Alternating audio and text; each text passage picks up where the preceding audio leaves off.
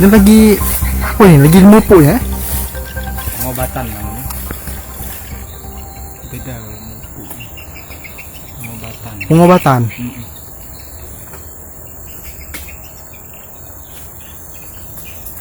Meracun itu sawit, yo. Dengan apa kita meracunnya? Obatnya Marsal. Obatnya Marsal. Emangnya kenapa ini selama ini? Emangnya sawitnya banyak yang mati ya? Banyak mati, yo. Yang mati itu gimana, Pak? Hah? Yang mati. Dari pelepah mudanya. Jadi dimakan dimakan begoyo dikit-dikit. ya, yang kumbang tadi. Iya. Kumbang apa namanya? Nah, kumbang tanduk. Diserangi hama-hama kumbang tanduk itu sudah lama. Sudah lama juga ya. Banyak yang mati banyak. Ada juga yang mati. Banyak mati. Iya. Bakal mati kalau mentah. Ini makanya ini begoyo di obat ini. Babar nih, Pak. Iya. Jadi jangan sampai merembet.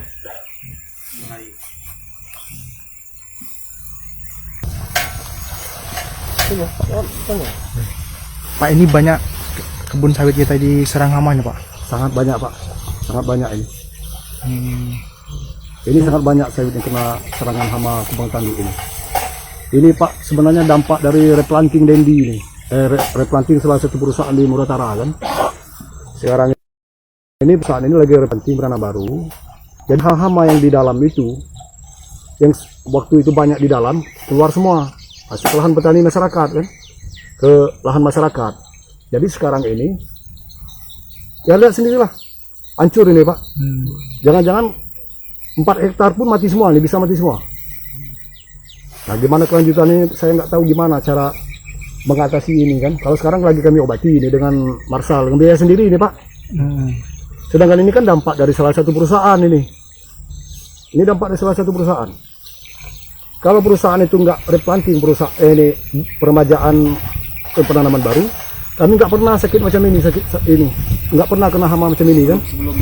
Sebelumnya nggak pernah kena hama macam ini. Nah sekarang ini Bapak lihat sendirilah, habis ini, udah banyak yang mati ini. Harga sedang tinggi, Pak.